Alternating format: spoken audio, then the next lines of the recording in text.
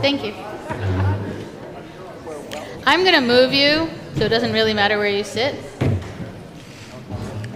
because the work we're going to do this afternoon will be for more targeted groups. So before we start, I'm going to move you. Let me just think. So I think we have 7 and possibly 8 groups. So as I sort of call the group, everyone, you're all going to be kind of getting up and moving. So let me just sort of tell you sort of how I think this might work. I'm thinking of this as 1, 2, 4 tables, which will become 8 groups. So there's going to be the front and the back.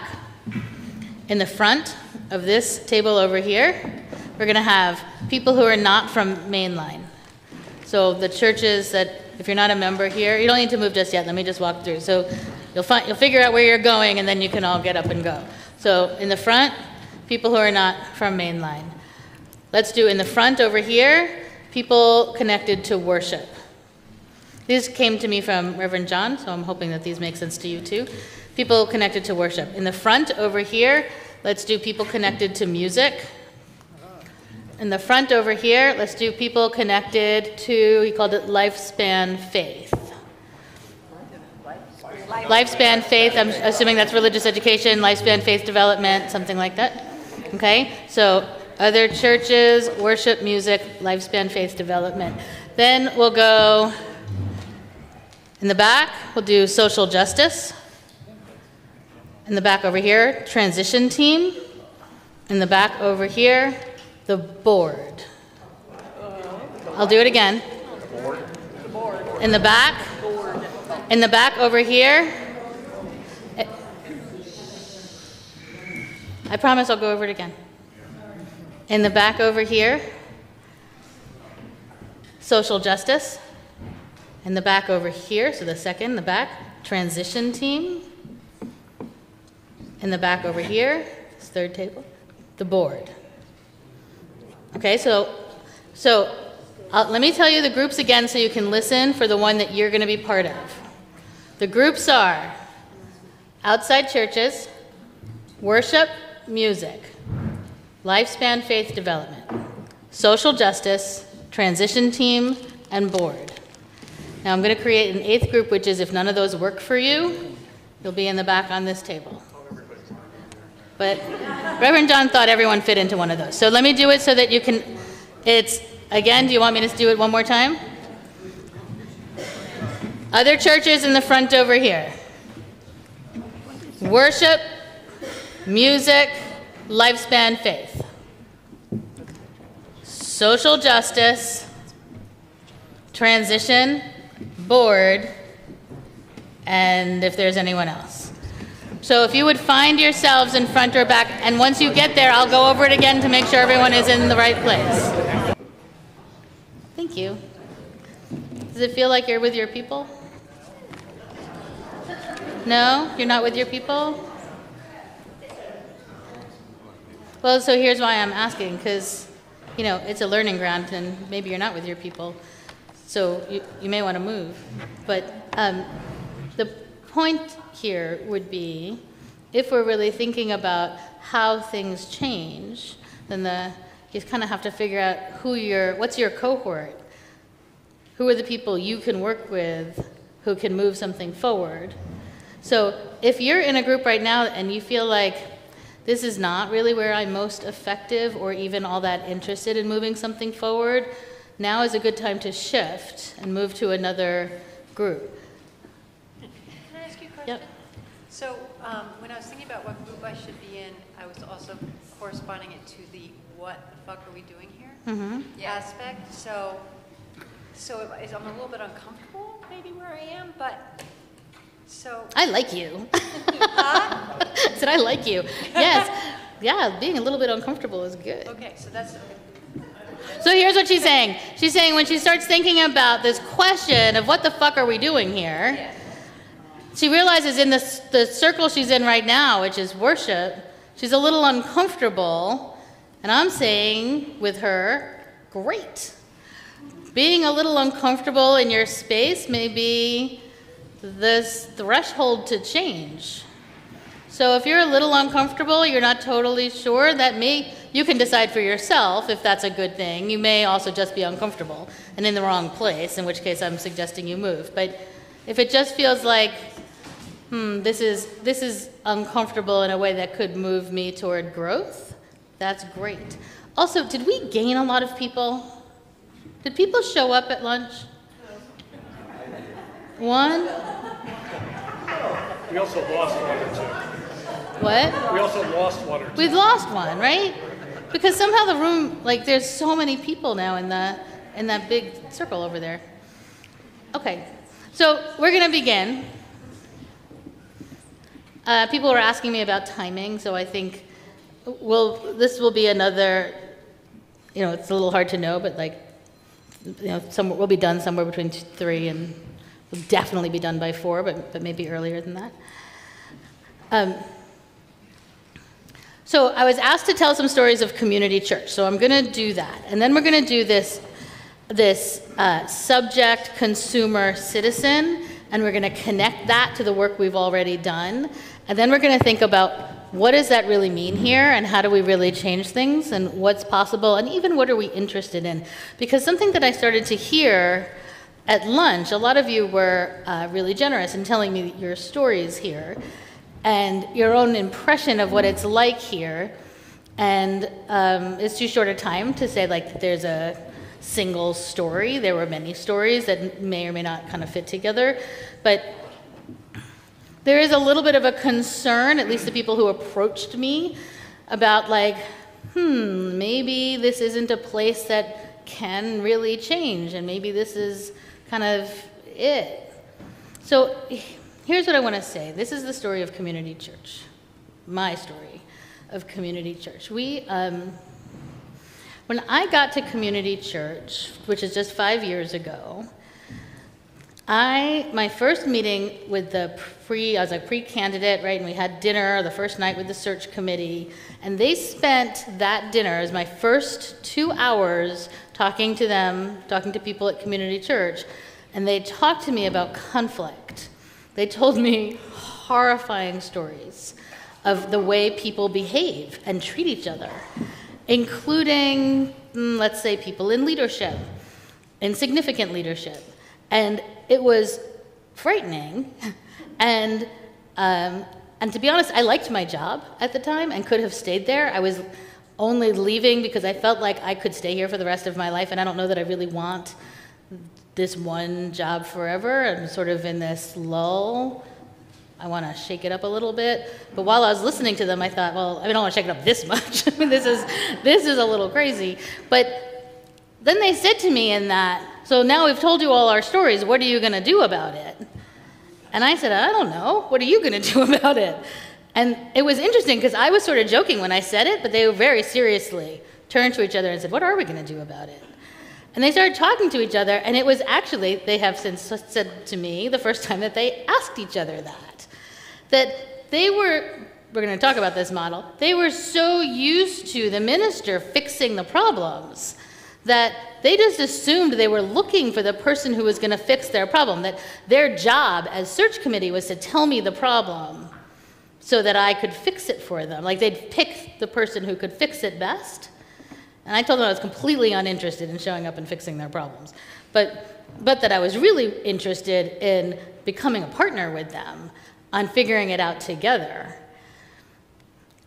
And then I said to them, through the course of the weekend, I am really interested in this church in a way I didn't expect, but only if the church itself wants to change. I'm not interested. We talked before, why aren't people going into ministry? Because it's toxic. So I'm not interested. I don't need to leave where I am to enter something toxic. But if you're willing to change, if that's a real thing here, this could be really fun. And they said, I think we are. So then I'm the candidate, and I put that back through candidating week. Are you willing to change? And here are some things I saw there. One, people could name the problems. I didn't get, and I get this in a lot of other churches, where someone says, oh, there's conflict, and someone else says, oh, no, we're really all very nice to each other, and that's just one person, or that was one incident and happened 5 years ago, and you have to let go of it. Like, sort of not even recognizing that there's a problem. And in this case, they owned it. They were like, yeah, we have some problems. And then I say, do you want to change? And they said, yeah, we do. And now they said, I don't know that we can. We're a 200-year-old church. We've got some really significant challenges. I don't know if these things are going to really change. But that they wanted to change made that really interesting to me. And when I showed up, I said you wanted to change, so what are we going to do? Now, one of the things someone asked is, what's the story of selling the building? To be clear, they didn't mention selling the building at all when I was candidating. And when I showed up, they're like, oh, we didn't tell you that we've been working with a broker for 5 years. And the reason we're doing it is because while it looks like we have millions of dollars in the bank, we're actually on a trajectory to go broke. And I was like, are you kidding me right now? And I thought I had asked all the right questions, but apparently not that one. So I met with the broker, and I said, you're not moving anywhere if I'm not on board, right? So convince me that this is what has to happen. And he was great. They were great. They laid out all the facts. I said, here are all the numbers, and walked me through all the numbers. I spent hours poring over these things and then said, okay, I get it. We have to sell these buildings. Where's the rest of the church on it? And they said they don't even know. Like, they hadn't really mentioned it. I was like, okay. So what I hear you saying is you've been working on this for years. You have an enormous amount of data. You're absolutely clear that this has to happen, and nobody knows. And now I'm the new minister who gets to tell them, by the way, which honestly to some people did look like, oh, she just showed up and sold our buildings. And I was like, no, I did not. I actually like those buildings. I showed up in August of 2019. We shut down in March. But in January that year, we had a congregational meeting, and we presented all of the numbers and said, here's what we know. We're going to have to sell these buildings. Well, we didn't even say that. We said, we're giving you 4 choices. We can go bankrupt. The buildings can fall down on you. But we did. We're like, here are your choices. Pick one. And they were like, sell the buildings? Okay. But then we shut down. And they didn't even say sell the buildings at that meeting. They said what we asked them to, which is, can you think about it? And they're, yes, everyone will think about it. And then we shut down. So over the course of being shut down, we had to bring the whole congregation now online through the process of selling 5 beloved buildings with nowhere to go. And that was hard. And I mean, you know, being shut down was hard. Being disconnected from each other was hard. Community church has this other weird membership thing, which is, first of all, we don't really sign people up for, like, we have like a very small membership list because that's a whole other, but I think membership has become really transactional, and I'm not interested. And the church has really been a community church, and the idea of membership is really like who walks in our doors. It really isn't about who signs a book. And that's been the culture for a long time, so that works well for me. But there's also this idea of like people don't live in New York. So people who sort of consider themselves members could live anywhere. We have a whole lot of people who, like, you know, you work at the UN, and when you're in town, you belong to community church, but otherwise you live somewhere else. We have a member who lives 6 months of the year in New York and 6 months of the year in Taiwan. We have members who are fully committed but live in California. It's a very weird kind of diverse, so that's always been true. But during COVID, all those people were really active, which also lent this kind of weird experience of people you don't normally see all the time are now part of everything we do. And we had to sell the buildings, and we did. So we walked everyone through it very, very slowly, very carefully. We actually had 3 congregational votes because we wanted everyone clear what you're voting on, what the process is, what happens next. Everything was online, which is weird. And then we all showed up. Right, lockdown ended, and we all showed up in our building which was now empty. And our first worship was me leading us with our like tambourines and our drums across the street to where we were going to be. And that's where we are now. It's the first time they'd walked in that building in almost 2 years. And then they were only there for 15 minutes, and then we left. It has meant, for us, though, an opening, because so much time and energy was about that building, those buildings. And they were a huge advantage, and I really believe that we need physical space that's ours. Everyone really does. But the liberation of not having to keep that up, and I mean, we had 4 brownstones that were 150 years old, and they were falling apart. I mean, they're like, the staircases were pulling from the walls. When I say falling apart, I mean that literally, they were falling apart. But in fact, in New York City, there's a lot of filming, and their film companies had us at the top of their list for all of their scenes where there are drug addicts. They would come to our building because we look like a meth house. We do. So that's our claim. You can, all of the movies you see where there's some really awful looking space, that was probably a community church. So that moved us, though. It opened everything up so that when we talk about disrupt, it was disrupted. Like, we were already there. So there are a few things, there are some lessons in that for me. One is everyone was willing to change. They were willing to change. That toxic culture, not true anymore.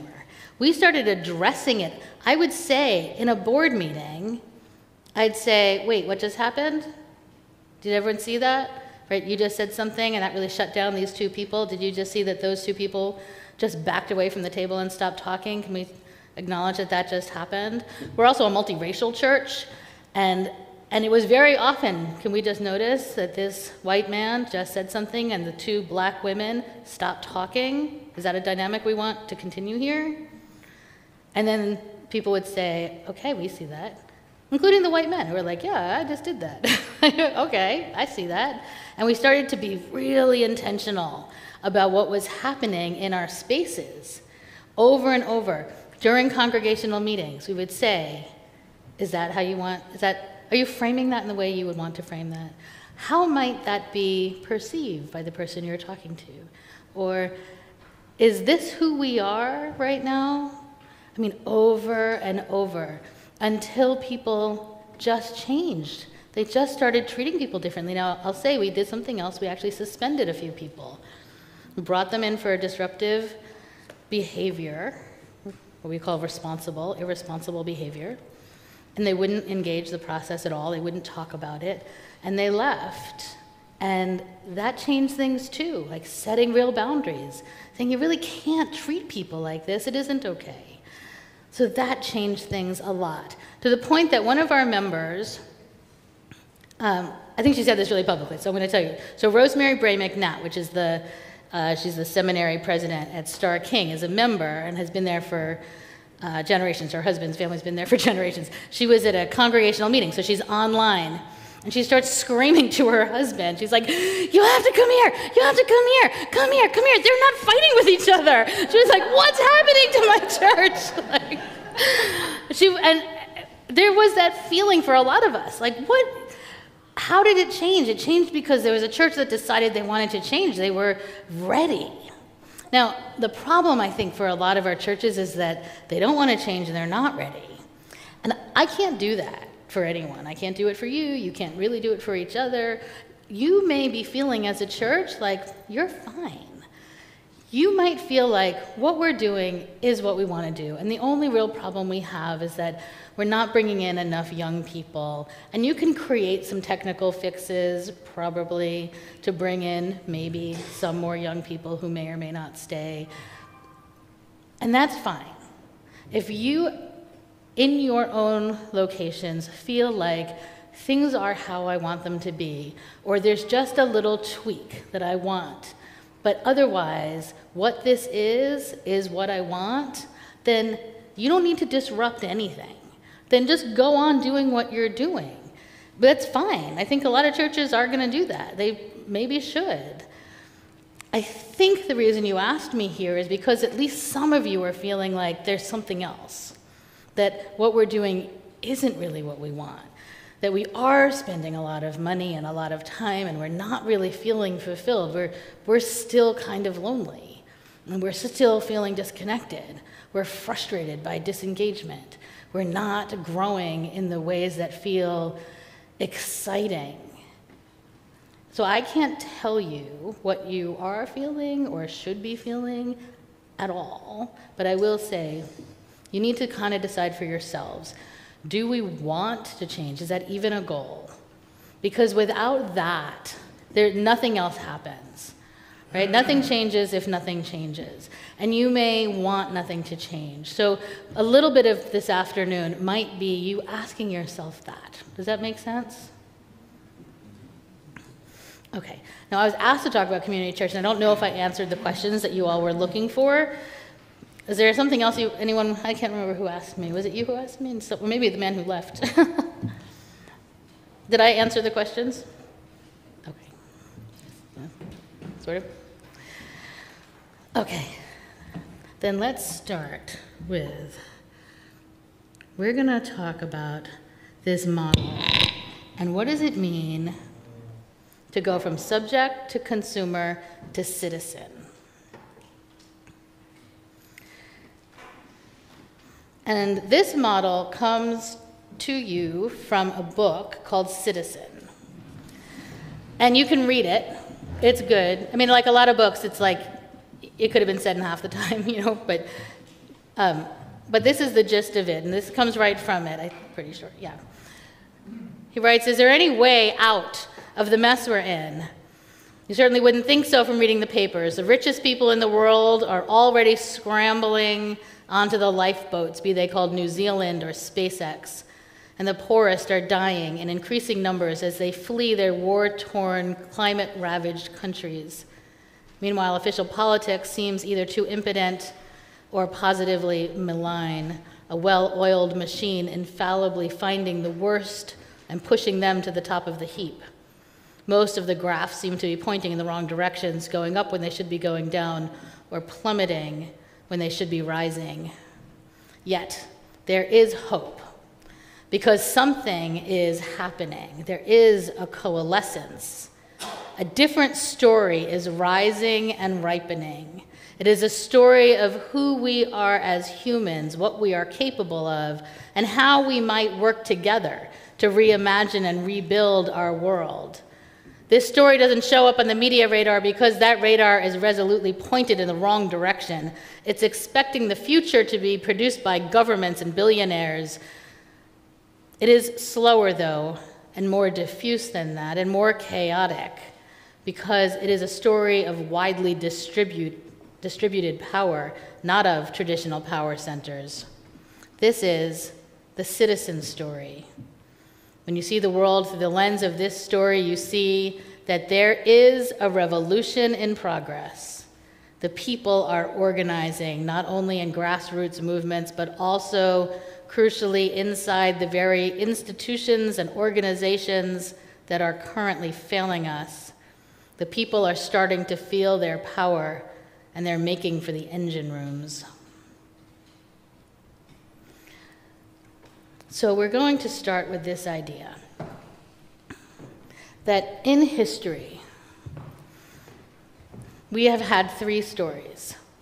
We have the subject story, the consumer story, and the citizen story. And the citizen story has nothing to do with whether or not you have papers or can vote. The subject story. Now, how many of you, can someone tell me, are you familiar with this? Can someone tell me what the subject is? What is a subject story? I see heads. There's a microphone. Can we pass a microphone to anyone who would like to tell us about the subject story? Does anyone? I mean, I'll do it, but I'm doing a lot of talking. Because I heard Disrupt Church at GA, and it's the king is head, and all the other people are subject to the king. We're inferior, we're subject to the whims and wishes of the king. Good enough? Yeah. Does anyone want to add anything to that? Yep, there's someone over here, there's a microphone here. Can someone pass down the microphone? I spent a lot of time in Transylvania with partner churches. And in Transylvania, if the king died and another king was installed, and that king was a different religion, everybody in the country became the different religion. What else do we know about the subject story? That we can remain passive and look to authority figures to tell us what we're to do. Okay, it is passive. Someone else makes the rules. What else do we know? Maybe that the right to be the head is passed down through lineage. You don't earn it. Yeah, some people have the right. They're born with the right. They may even be hired. In our situation, they may be hired and somehow therefore have the right. Anything else? Yep. They eventually get toppled. They don't last forever. Well, so the subject model is seen in history, all through history, in a whole variety of ways. But the general idea is that somebody is in charge and will keep everyone else safe. And there's an agreement there. As long as we stay safe and we are fed and we have somewhere to live, then you can be in charge. It is very passive. There is an assumption that the person in charge probably knows more and is more and deserves more in some way. But as long as we're safe, that's the agreement. You sort of hope that the person who's in charge is not cruel or, horrible in a variety of ways. But even if they are somehow still deserving of more. That's the subject model. The consumer model then switched everything. The consumer model took all of the power that was at the top and moved it so that people, average people, started to have choices in ways they hadn't before imagined, where they were asked. They were no longer told, here's what you have. They got to make choices. Which one do we want? The power moved to people, and people sort of in charge became hired staff. They work for us. And in the consumer model, we are sold things and we are feeling empowered to make choices. What we don't ask in the consumer model is who created the menu. But we get to make these choices, and we feel better about ourselves in the consumer model. The citizen model is completely different. The citizen model moves power through. So if we think about that question my search committee asked me, and they said, how are you going to fix it? And I said, how are we going to fix it? How are we going to partner? We were moving from the subject model, which was very common at community church.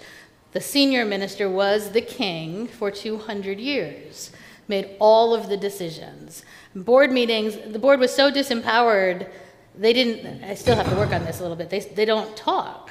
Because at some point, they realized it didn't matter what they wanted or said, because the senior minister was just going to go ahead and do whatever they wanted anyway, and there was really kind of no way to stop them. So they just were disempowered. They just did what they were told to do. When I turned to them and said, what are we going to do? That's the citizen model. How do we work together? How do we shift power into the collective? How do we work as partners, which is different? I'm going to ask us to read these together out loud. We're going to do subject.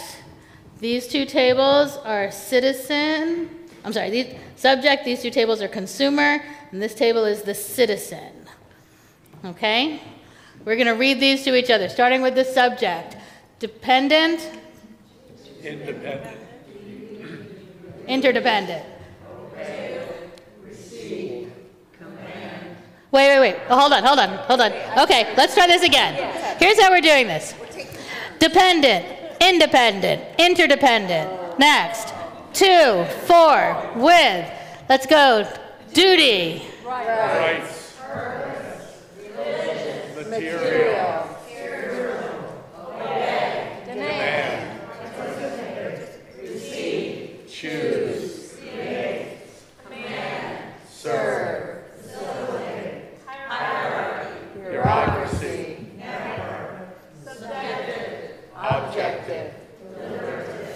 Okay, so this is the model. Oh, thank you.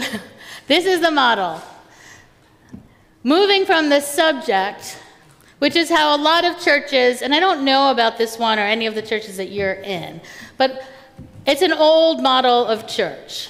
It's the model of church where the priest or the minister or the rabbi has the power, and everybody else in the room does what they're supposed to do, given what they were told. People are dependent. There is a hierarchy, there is a line of command, and people do what they're supposed to do.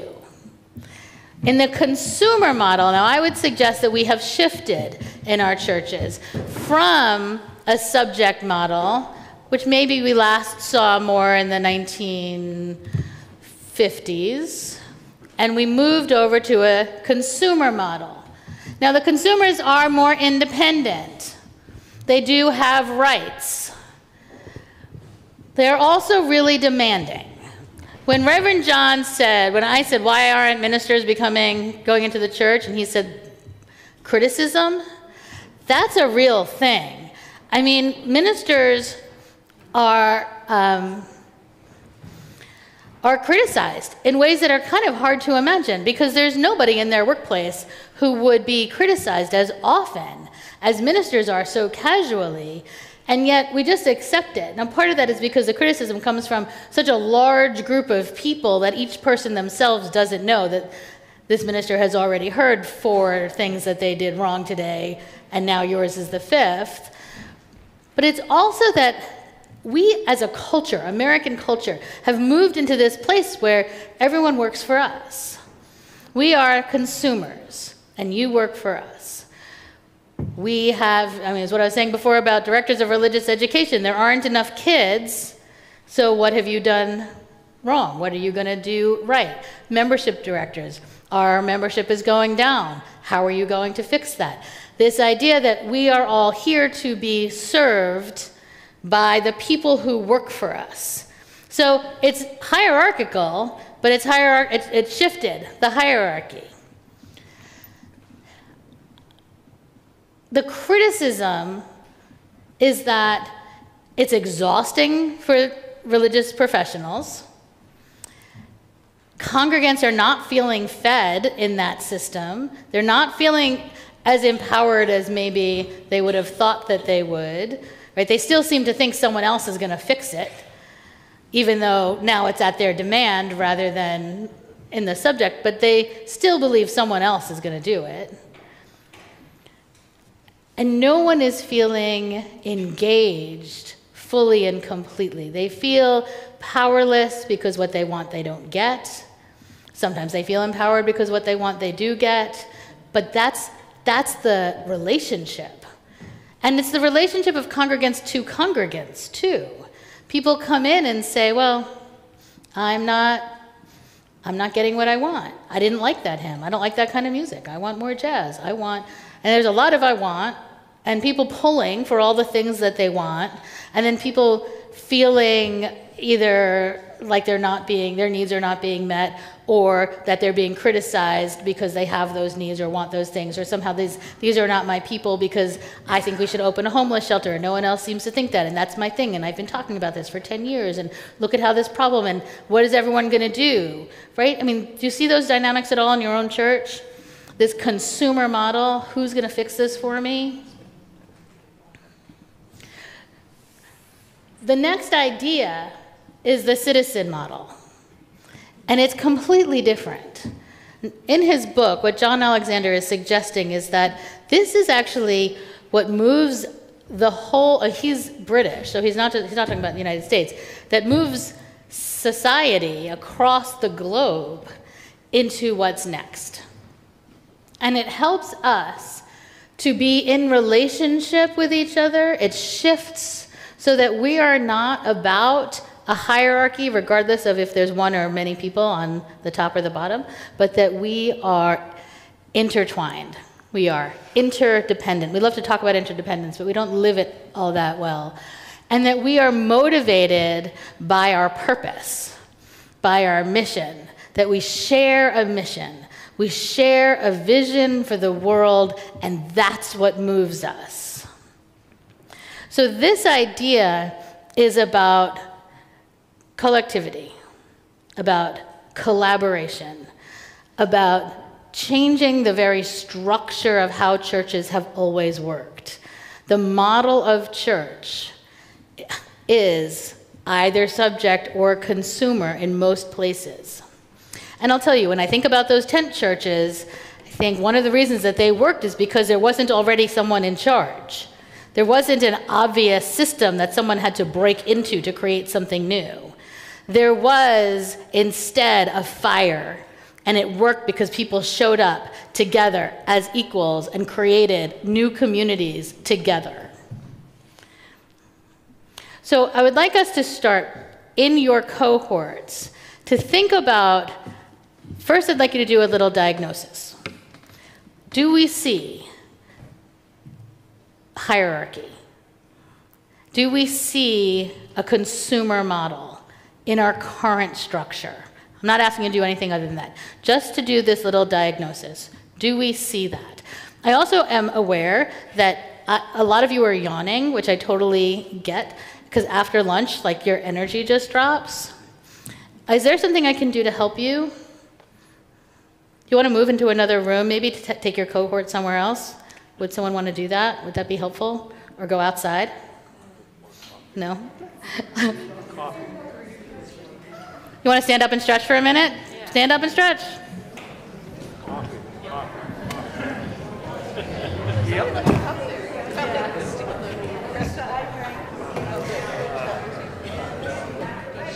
If you could come back around, I'm going to ask you all to report out what you were just talking about, and then we're going to move forward. Thank you.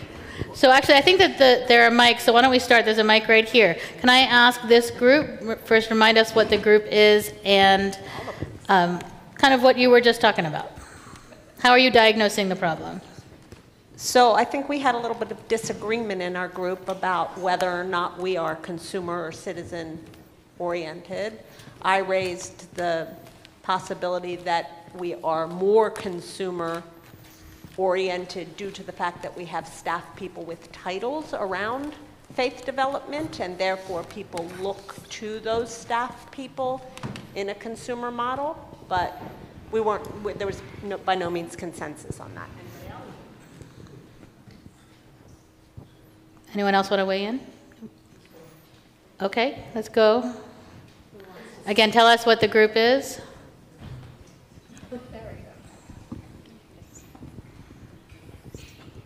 This is the group that didn't have a topic. Okay.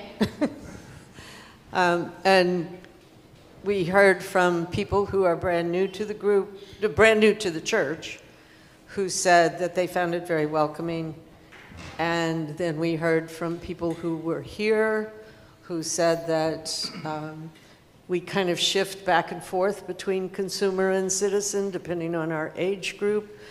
And then we heard someone say that a lot of we're declining, we're at risk of declining, and part of that is because parents come, bring their kids because they want this experience for their kids, and then they turn around and walk out the door when the kids are grown up, because somehow we haven't maybe had anything that we offered to the parents that would keep them here. Okay, thank you. This group, tell us again who you are. We are representing the board, and we are the board.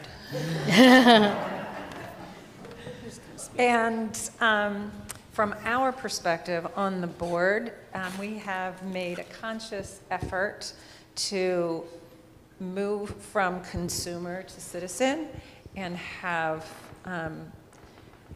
created relationship with other leadership in the church and the ministry, and doing a lot more shared ministry than we have done in the past. Okay.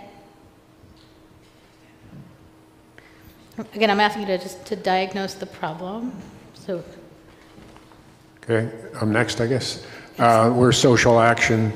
And I think we reached consensus also that we're primarily in the consumer group, but also part of what we do you could put under the citizens group. And I'm not sure if this is just my thought, but the word bureaucracy connotates something negative, but we still think we need a structure of leadership in order to move forward. And we agree with what Carol said, that we are moving to more of a shared ministry where everyone understands who's the head of, first of all, developing committees, and who's the head of the committee, and how we know who to interact with within the church.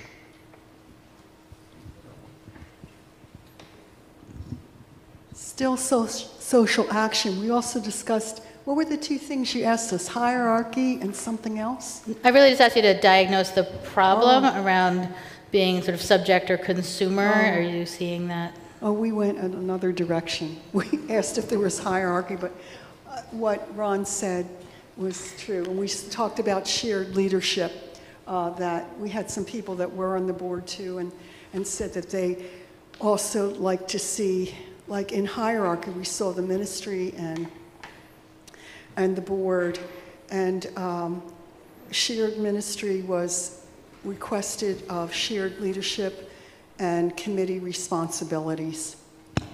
Just wanted to add that. Anybody else? Some social action. Let's go to the transition team. Oh, you'll have lots of time to talk. This was really like a 5-minute just. Sorry. So in our discussion, I think we talked about being on a journey towards citizenship. And as a church, we have a history of the subject model, kind of authoritarian model.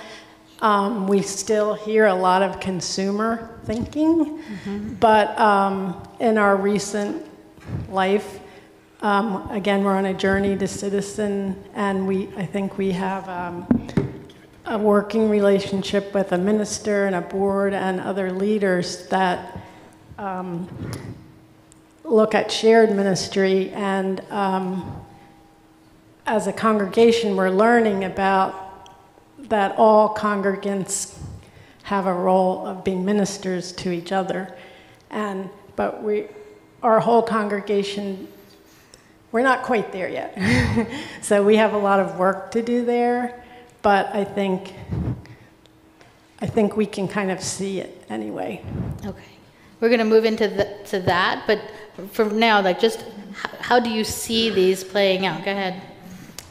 Subject and consumer. Well, so we talked about that we're sort of strongly in the consumer column. I mentioned that it seems like a challenge for me as a UU is that everybody's voice should be heard and everybody's opinion matter, and that creates an environment of egocentric, centered. And so I think if we had more of a sense of collective mission, that that would allow us to move more into the citizen column. I'm going to give you an example that speaks to that, but let's go to the last two groups, or the last group.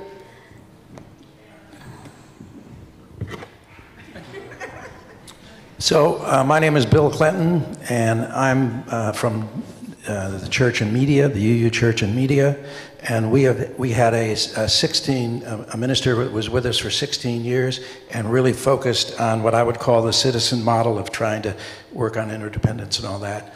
But after he left, we've concluded that he was really, in his own way, providing an awful lot of direction, and he was the person that you would go to when there was an issue or a new idea, and he was effective in dealing with them.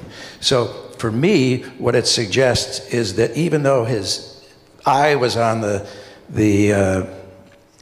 citizen model, he was living more of the subject model. And we've got a new interim minister, and that's our work right now. And other people have said, particularly in Germantown, there's a balance between the two, between this consumer model and the citizen model. Anything else to add? It's gotten better. That's the word from Germantown. Okay, is there another group we haven't gotten to? I see one person there, and there's a group here. Go ahead. Go ahead. Okay, another part of the Social Action Committee. We see things a little bit differently, so I guess it's more of a hybrid situation. And a lot of that stems from the fact that Reverend John was hired as the developmental minister. And we had not seen that title in the past. And we wondered, well, what does that mean? Development infers that King John is going to take over and solve all of our problems. So we saw ourselves from the church standpoint as being the subject model, even though we have definitions of social committee, we have the groups are formed, but they're not nearly as active as they used to be, because they're sort of in a waiting position, say, well, what is the king going to say eventually? What do we do? Mm-hmm. So that's where we are, we think. Okay. Any other comments? Good. No. And there was someone in the back. Is there a microphone we can? Yes, I got one. We are the scrappy 4-person music group. Okay. And I think we identified ourselves as being of the well-intentioned consumer model. We look at drawing more folks into our community insofar that we can appeal to them in a certain way, as opposed to meeting them where they are, going out into the community and thinking of innovative ways to be emissaries for our faith by living our values. We also spoke about what might be perhaps an internal, also very well-intentioned political system within the church that could maybe be a result, be born of an inherently consumer model. That actually is a good segue to the example I wanted to give you, which is, this comes right from the book. He said, we saw the subject, the consumer, and the citizen model play out during COVID. So when it started, the people in charge told us, go home. Go home, and we're going to keep you safe. We're going to shut everything down, and we're going to make sure that this ends. It's going to end soon. Everyone's going to do what we need you to do. That was the subject model, and everyone went home. But then some people said, no, I need my freedom. I need my kids to go back to school. I need to go back to work. I'm not wearing a mask. I don't want to deal with this. This isn't working for me. We have to overthrow the system. It became pretty ugly, right? You remember those pictures of people screaming at each other? The consumer model. The idea that you work for me, this isn't working for me, I'm not doing it. Very hyper-individual. But then we also saw something else happen. At the same time, in New York, which is the epicenter, what we saw, people really stayed in, which was rough when you're in the tiny little apartment. But what grew up, and I think it grew up in a lot of places, was the idea of caring for each other, these caring communities. I don't wear a mask because I want to. I wear a mask to protect you. I want my children to go to school, but I don't want my children to infect someone else. I want doctors and nurses to feel supported. So we were banging pots and pans at 7 o'clock, right? And so it got loud in what were otherwise quiet New York City streets.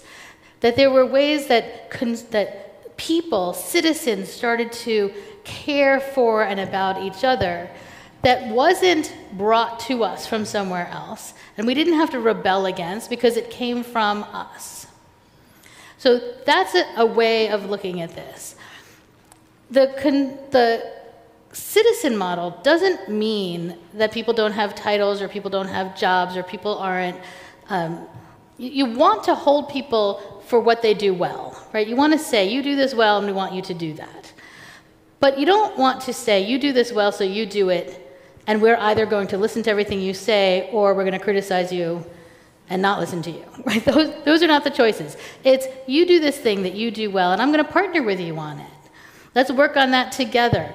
Let's see, we need a point person. You be the point person on that thing.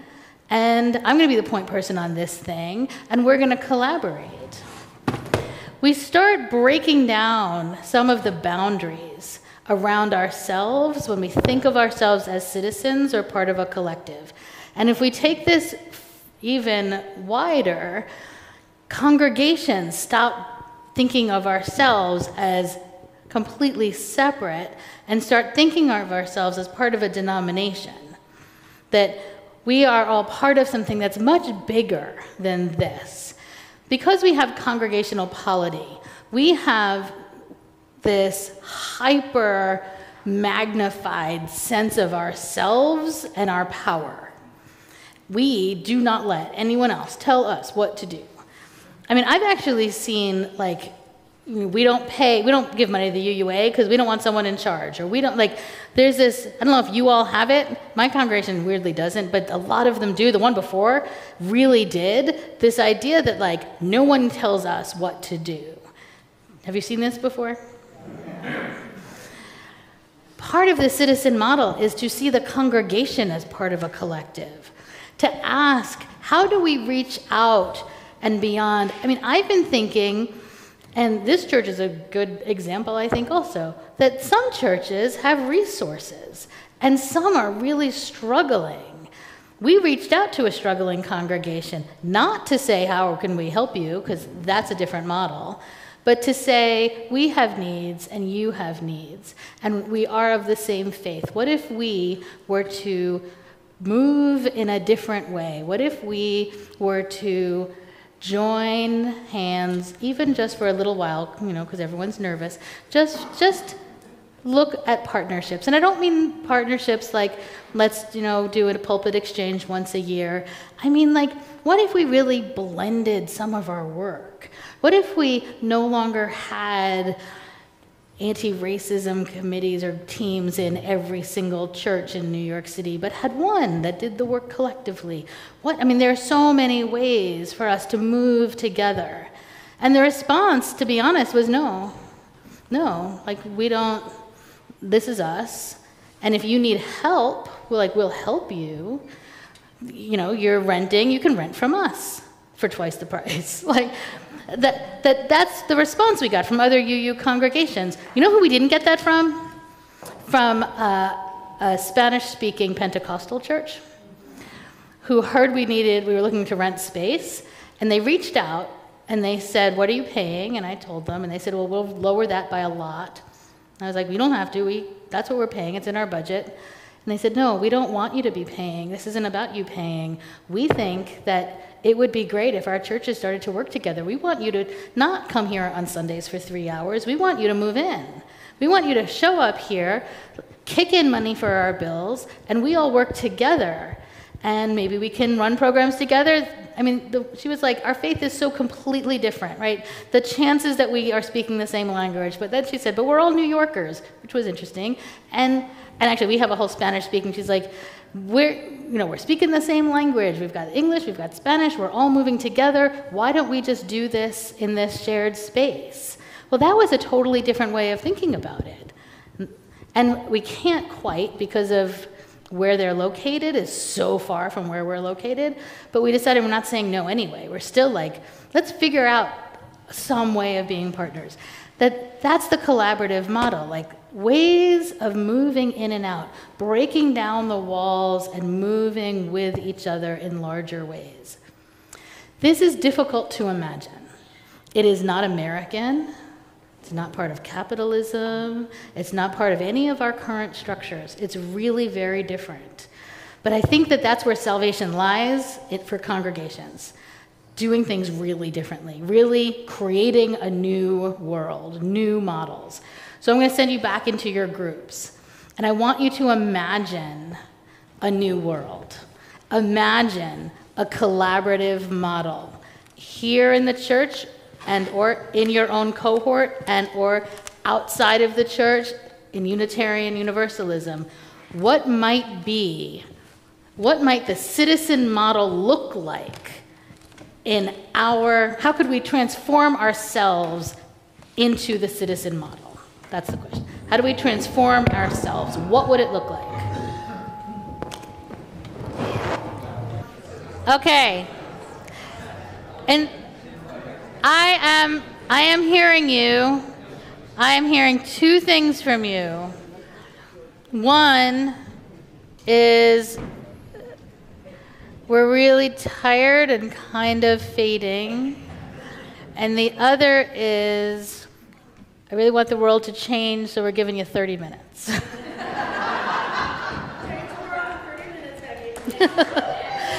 This is a partnership, people.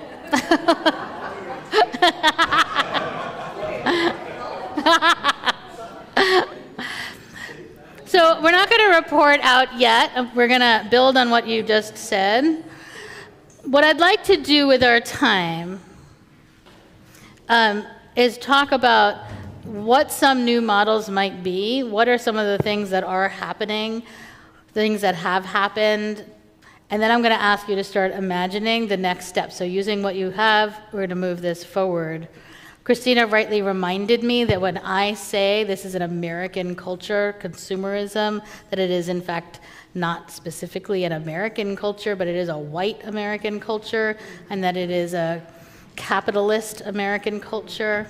It's not an indigenous American culture for sure. So just to be really clear. So here are a few examples. I actually kind of, in a minute, I'm going to put you on the spot. Okay. But see, I gave you a minute, so it's...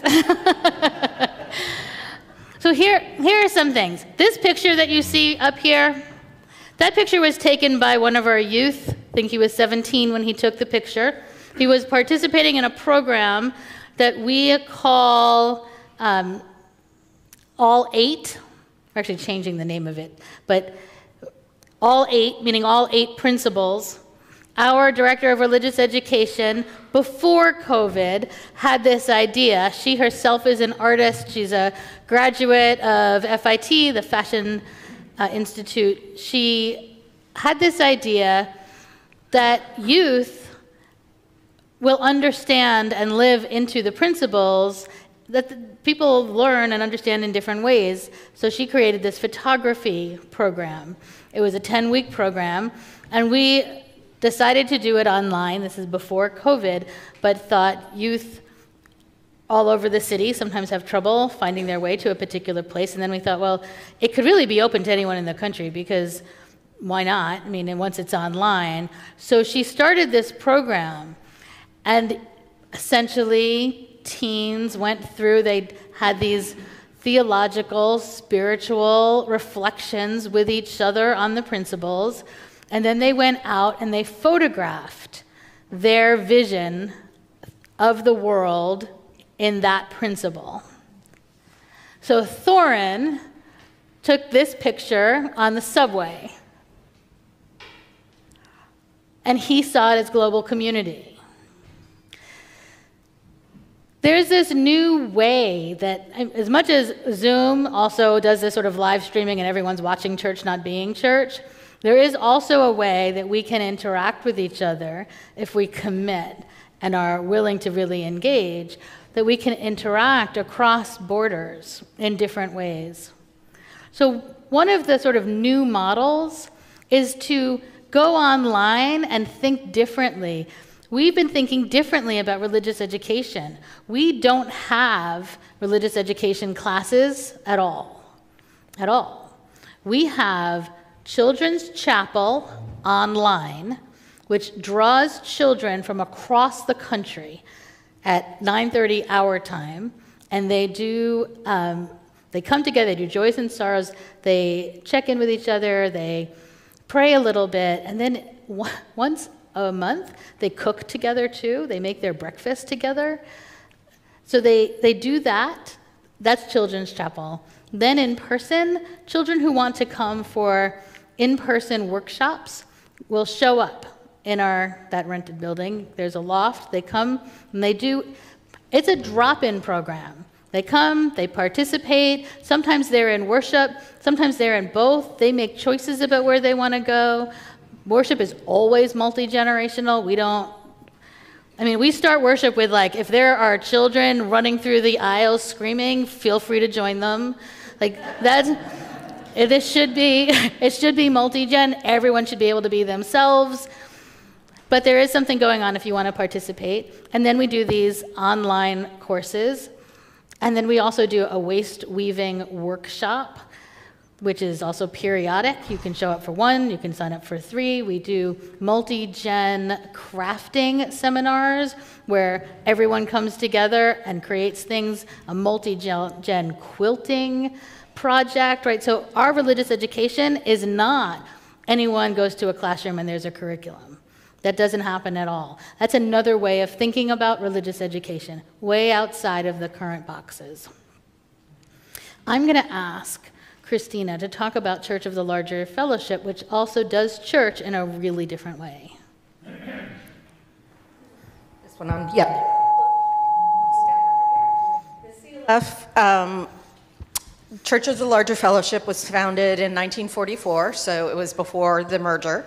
And the Unitarians and the Universalists each had a Church of the Larger Fellowship. It was originally to serve folks who couldn't get to a bricks and mortar congregation. It is now the online congregation for Unitarian Universalism. We're the largest UU church. We have over 3,000 members, 1,800 of whom are incarcerated Unitarian Universalists. 1,800 incarcerated Unitarian Universalists. So we do correspondence church. We write letters, they write back to us. We send out faith development packets, so they have questions and prompts to think about Unitarian Universalism, and they write back to us. And we get some of the deepest theological reflections from our incarcerated UUs. It is extraordinary what they have to think about liberal theology. And our Free World members do worship online. We do it on Sunday and on Monday, and they get to know each other through the chat. They know when somebody doesn't show up, and so they'll say, hey, you know, so-and-so hasn't shown up for 2 Sundays. Does somebody want to reach out to them? And somebody will reach out to that person and just say, hey, are you okay? Everything okay? We've missed you in church. We do covenant groups, we do faith development, we do all of that by correspondence. We do some of that in Zoom rooms, some of that via mail, some of it via email, some of it asynchronously, which means you're in a chat and people just chat about that when they can. And also synchronously, which means everybody shows up into a Zoom room and talks about it.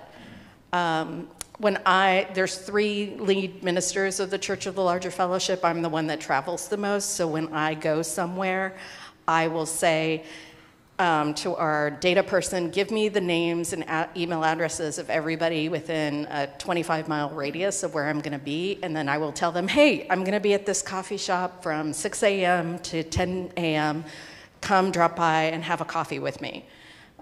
So we do have that opportunity to see each other in person when we can, but it is all virtual. It is all correspondence. It is all reaching out to folks across time and space, because we have people who join us from all over the globe.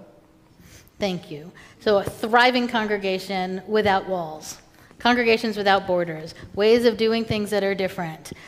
When I arrived at Community Church, I said, I want to be a 7-day church, and our DRE instantly, she's also a marketer, instantly said 6 ways from Sunday.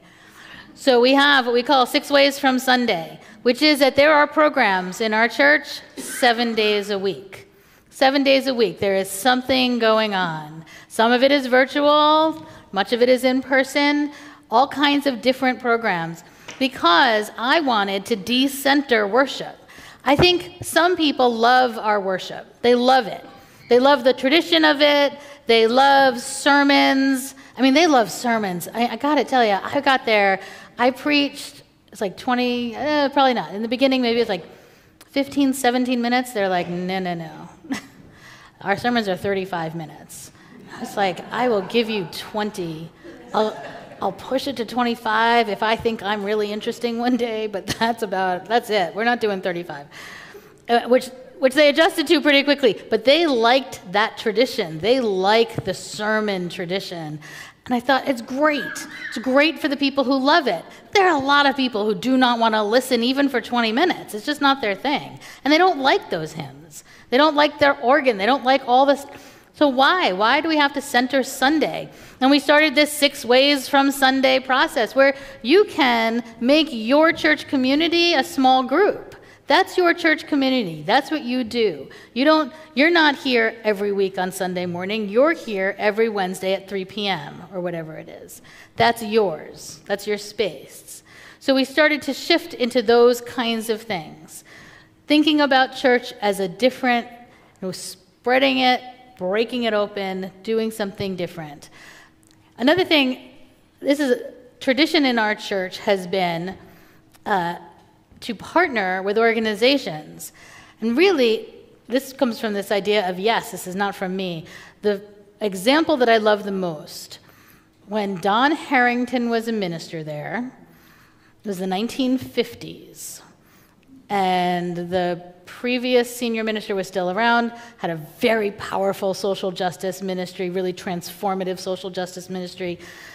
Some students came to Don Harrington and said that they were South African and that there were issues in South Africa, that apartheid was needed to end, and they needed somewhere to organize in the United States. And he gave them an office and a phone, and he said, tell us what else we can do.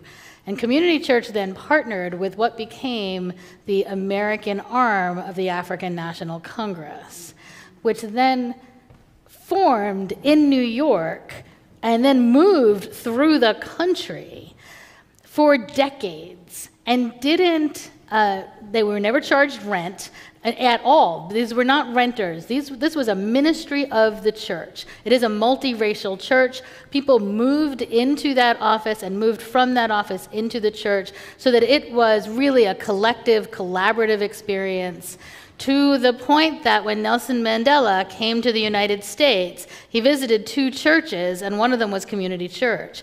And he went to say thank you. He said, this wouldn't have happened. I wouldn't be free if the United States hadn't gotten behind this, and the United States wouldn't have known about it if it wasn't for Community Church. That's a way for Community Church to live its mission in a different way, to open up, to say yes, to try new things. There are so many ways, so many opportunities. I mean, it's always interesting to me, that story, when we are now looking for space to rent.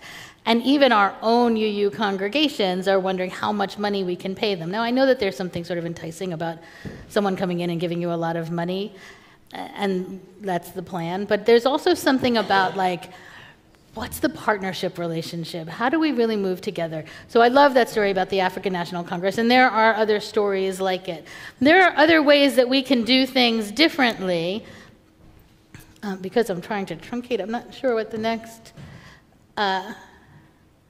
So there are other ways for us to do things differently. For instance, membership. UU congregations, this comes from the Puritans. This isn't even ours, right? Membership was a thing. It's about predestination. It's theological. There are all kinds of reasons that we needed to do membership the way that we did. But we've moved into this, which has become transactional. Most of our bylaws say things like, you can vote if you give us money. Sometimes they say something like, or your time, but it's still transactional. And sometimes they'll say, or if you don't have money, you can talk to the minister. But it's still transactional. And we count. We count our members. We not only count our members, but we feel good or bad about ourselves according to the numbers. Did the number go up? Did the number go down? Are we good? Are we bad? And then we compete across the denomination. Who are the better churches? The good churches or the big churches? The small churches, those are the ones that struggle. I once heard member of the staff, a high up person in the UUA, and he was talking about collaborating and yoking in small congregations with large congregations, and was saying to the large congregations, you know, you're going to have to let go of some of the control and maybe some of your budget and really partner. And someone said, well, what do the small churches give up? And I swear to you, what he said was their toxicity. I thought, whew, that is one way to understand small churches. But that was the idea, was this that, like, small churches aren't the healthy ones, and the big churches, those are the healthy ones, and they can maybe help the small churches to move away from those patterns. This whole concept of membership, of counting our members, of judging according to our members, it's not serving us. I would love for us to see ourselves as members are the people who want to be wrapped up in us. We have stopped talking about membership. We say if you want to be a voting member, there is something in the bylaws and this is what you'd have to do. But we don't encourage people toward membership at all. You don't have to be a member to be on our committees, with very few exceptions. You don't, in fact, I showed up, my very first thing when I was candidating was I went to we had a shelter for homeless people, and I went into the committee, and there were 3 people, technically members, in that meeting. 3 of them. It's 15 people in the room. 3 of them were members. Why? Because they could do the ministry they wanted to do. They didn't need to sign a book. They were absolutely part of the community. Community Church changed its name to Community Church with the idea that we are of the community. They called themselves a house of prayer for all people. There are people there with wildly different religious backgrounds and histories who are all part of this house of prayer for all people. It's a different way of understanding membership. You are a member because you are here with us. You are our people. Whether you signed a book, whether you donate money, you are our people. It's one of the things for us to be thinking about. What is membership? What does it mean to belong? And people want to belong, but do they have to give you something for that? Can't we just be in relationship? Are there ways for us to rethink membership? So those are some examples of new ways of doing things.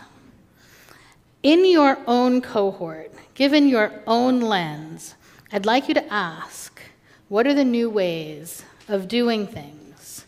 What are the things that we do that maybe aren't serving us? Maybe you're serving a consumer model and not a citizen model. Go to that idea, what you were working on before, the citizen model. Say, how do we break this open? What do we add? How do we move ourselves by really thinking outside these boxes? Should we be looking at other congregations? Maybe you, maybe not. Are there spiritual communities in the area? Is there exciting work in the area? Reverend John just gave me a great example in Arizona when we were fighting some really obscene anti-immigration laws. A group of UUs went to a partner organization to say, how can we help? And what they said is, you can babysit.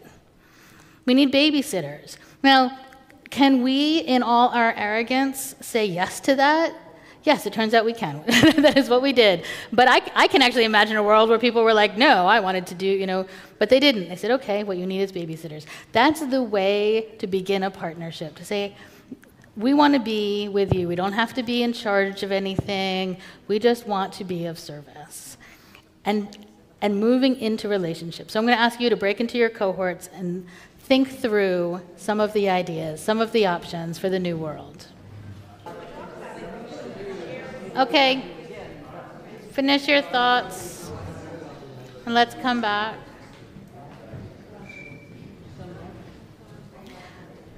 In a second, I'm going to ask Jay to show you a video. I should have shown you this before. It's 20 seconds or something. It's super short. But the reason I'm showing it to you is because there are even small ways that we can demonstrate ourselves as different.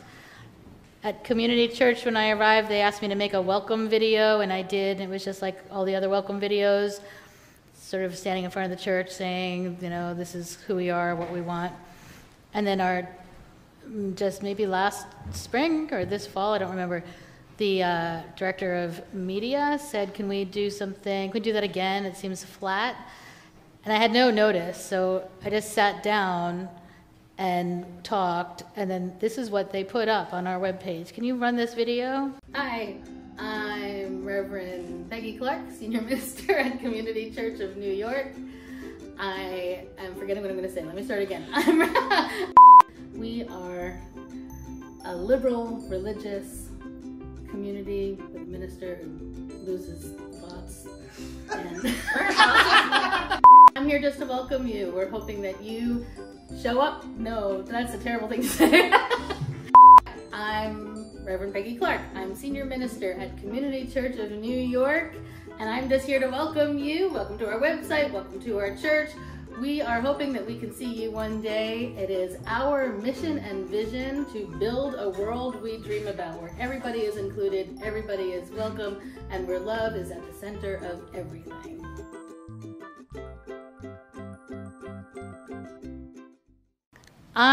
I'd like to hear what you're all thinking. What we're going to do now is we're going to spend some more time listening to you, and then essentially I'm going to send you off, because this was only the start of a conversation. What we did today is provide a framework for you to start thinking about what's next. And to go over a few things, you could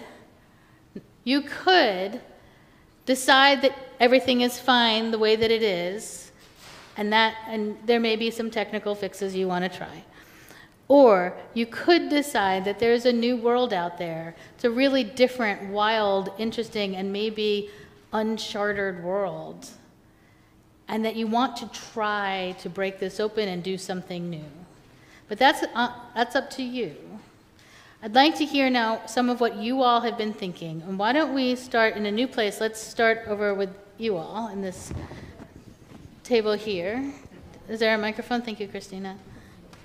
Christina didn't know she was flying all the way from wherever she's come from, Virginia, Puerto Rico. This partnerships. We started thinking about in terms of partnering with many groups, the UU churches and other churches, and organizing, whether they be all sorts of activities to get the youth together, from camps to learning classes of all sorts of range of opportunities that lead to empowerment kind of activities where they learn things and then they're in charge and build some leadership among the youth. We talked about helping parents who are trying to figure out how to navigate being a parent in today's world and how to support them as parents and going forward, and different organizations that are trying right now and collaborating with those. Collaborating with, what was some of the others? Homelessness, different folks, and food insecurities, and rather than trying to make a few meals here, but really what would be helpful to them, kinds of things. And then senior citizens, we're talking about this caring ministry that we're trying to, and working with some groups that we've already started some initial conversations with, how we might be collaborative and supportive of seniors, and then the kinds of programs that we could extend and support, from everything from, planning your life stages, et cetera. So we kind of and then everything from language skills and teaching and all the knowledge that's there, how can we share that and get it out, and not all on our own. We didn't have a list of exactly the partner companies or organizations, but the ideas. So. Okay, thank you. Let's go to this group. Can we pass a microphone over?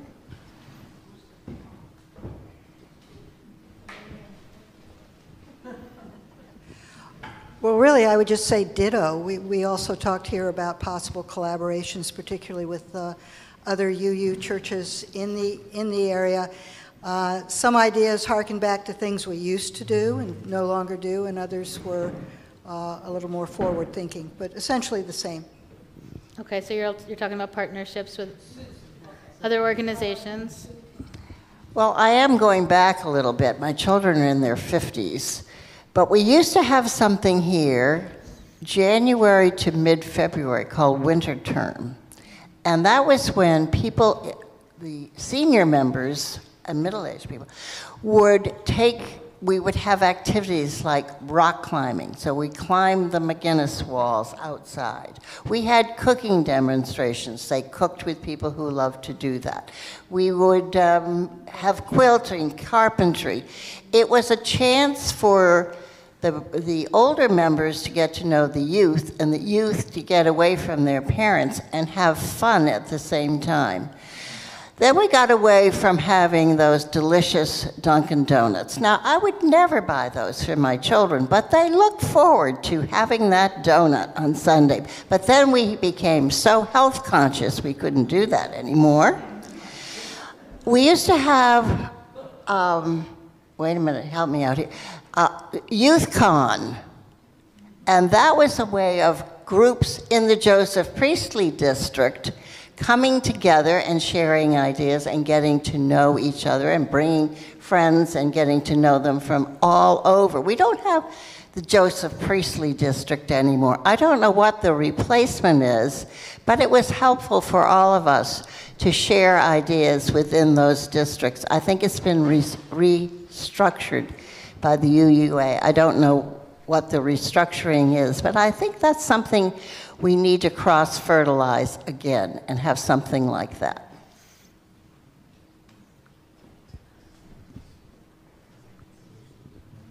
I know that it's really seductive to think about what used to be, and I know that it was really wonderful. It's also sometimes the thing that gets in the way of what's next. Not always, but sometimes we can't move forward when.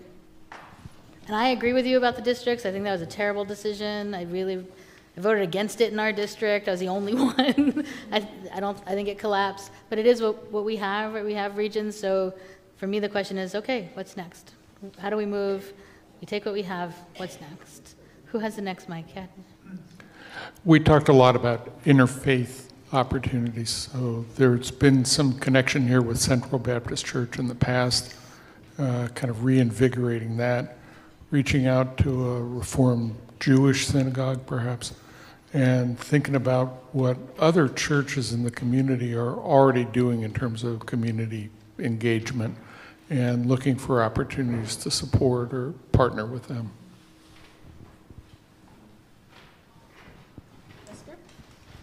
Anybody?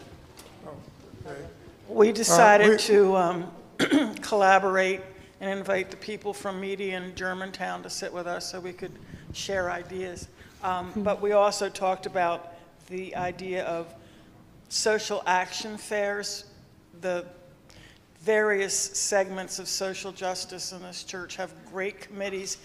We would like them to be visible to everybody else in the church. Social action committees used to publish, I think, their own pamphlets to brand themselves and increase their visibility. So things along those lines would be ways of breaking stuff open, new ways of doing things.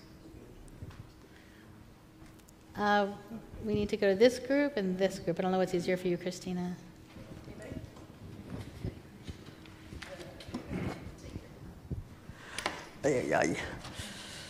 Well, we talked about if we had, 200 people and we have all this knowledge and everything here. Somebody talked about leading the parade like Gandhi did.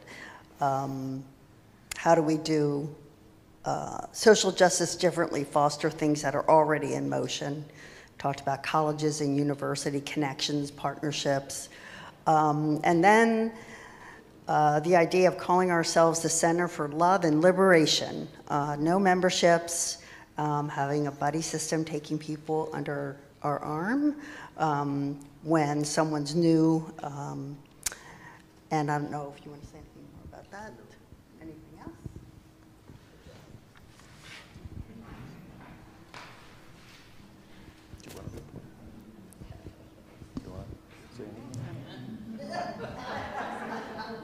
I'm in favor of donuts. I just want to make my statement clear. We talked about pivoting from membership to community engagement. as a concept shift. And again, donuts. Well, it's a good way to get community engagement. That's what I'm saying. Yeah, we also talked about, and this has been mentioned before, but how our monthly outreach is more fluid and extends beyond just putting money in a basket, but actual, like, what if we went there and not just had someone stand up on the pulpit and speak about purpose, but actually go and visit the goats. Mm. And the group up here, So we had a couple of conversations about religious education and how we could bring kids in and expand religious education programs. The other thing that I would like to mention is there's an organization called the Foundation of Delaware County, which was formed when coming out of the closure of the Crozier-Chester Hospital, and about 50 million went to this organization, and they are working very hard to pull together nonprofit organizations across the county, and they are having on May 8th and 9th an event called Delco Gives, and our participation in it, we found it very interesting to learn about other organizations across the county, and I would encourage you to look at that yourself. Thank you. Someone has his hand up in the back.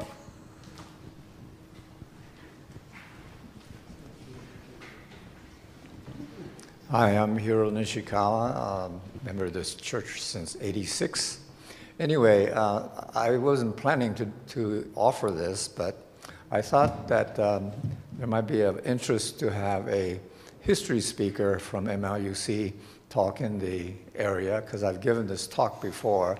I'm a survivor of a World War II concentration camps in Poston, Arizona. And in my upon retirement in history, I've done a reconstruction of my family's experience during World War II camp in Arizona. And I thought it might be of interest to, and I got inspired by the group that we're in, it might be of interest to have a speaker available from MLUC that would talk about history as it impacted Americans, and person turning out to become a Unitarian of all things. So thank you. Thanks. So we're going to begin wrapping things up. So I want to say a couple of things.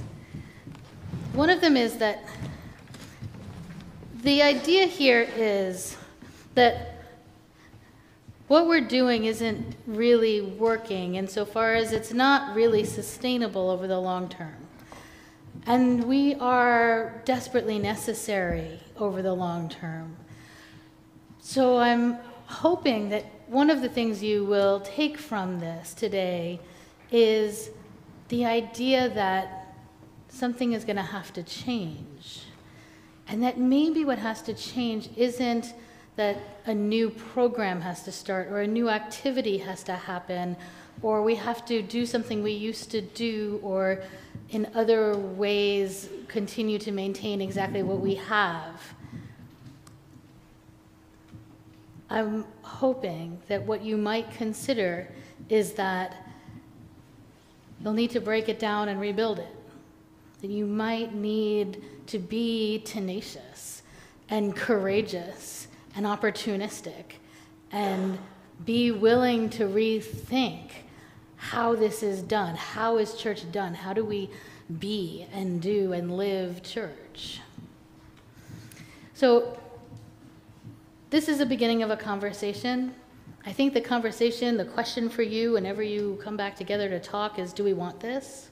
Because the answer may be no, and I think that that's okay, and in which case, kind of let leadership know that the answer is no and move into not doing this. But if you think, yeah, this could be exciting, there's a liberation in this that we actually as human beings would love to participate in, then say yes to it and be courageous in it.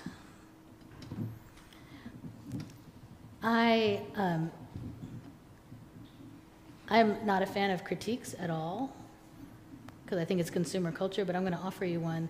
I was just asked to tell you to evaluate this program, and it's done like perfectly within the consumer model. It's like, did you like it? What did you get from it? How were you transformed by it? You know what's not on here? What did you bring to it? How did you make this program good?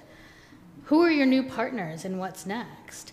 How are you transforming? What did you learn that will transform this church? So you can all fill these out. I'm sure you're all going to fill them out and send them to me. But this, like, what recommendations do you have?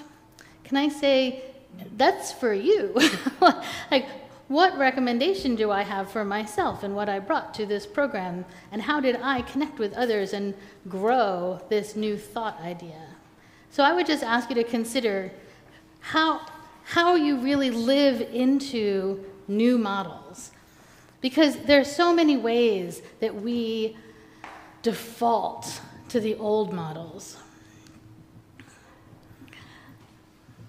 Disrupt Church is becoming bigger than we had anticipated. Really, we thought it was a workshop for 20 to 50 people.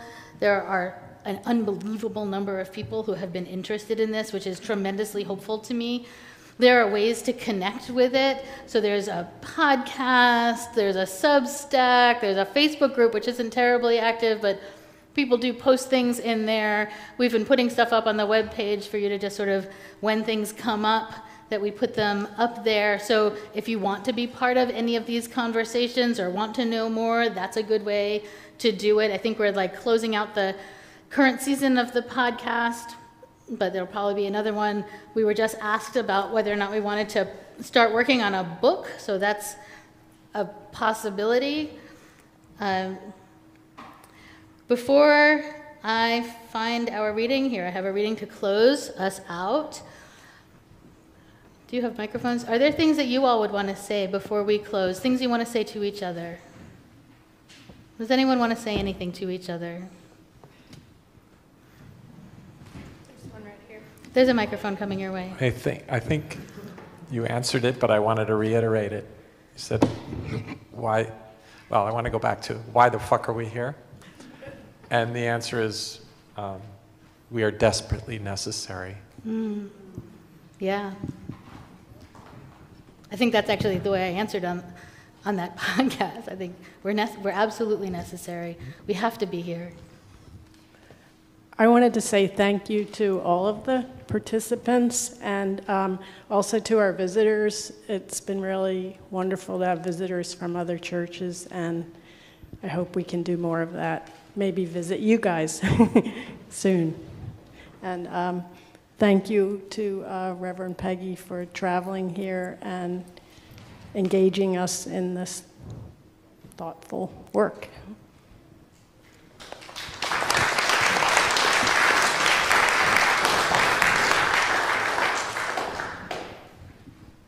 Someone has a microphone, no? Okay, there's one over here too. Yeah, I want to say thank you to everybody for participating, and what comes to my mind is that change is scary. And let us not have fear of what could unfold stop us from taking those first steps, because it's really easy to sit in a comfortable place, and I think we need to be brave and uncomfortable.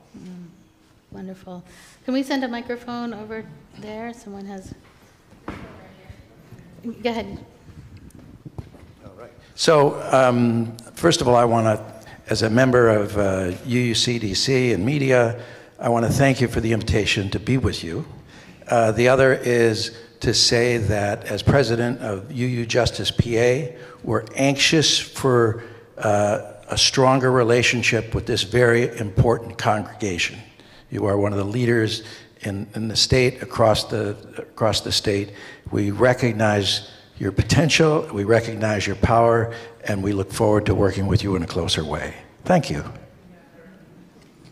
My question is, how as an individual, such as myself, how or who or when or whatever, do I express my personal interest in being a part of this transformation? That's a church question.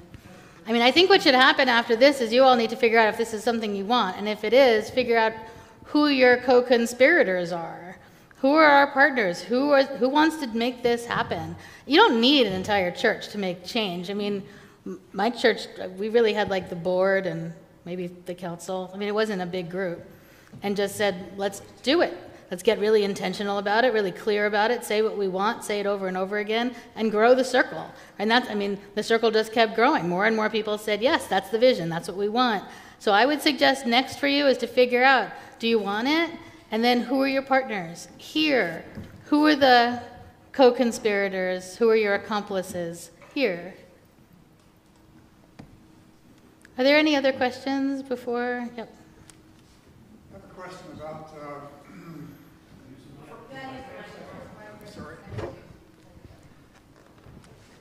I agree with all the comments about how great this was today, and thank you, Reverend Peggy, for bringing this to us today and challenging us to think differently. So it's been fantastic. But I have a question, and that is, we've talked a lot today about this church, other churches, and components of our church, but on the UUA level, or the Unitarian Universalist way of life, what is your opinion of the mission for that level? What is my opinion on the mission of the UUA? Absolutely none of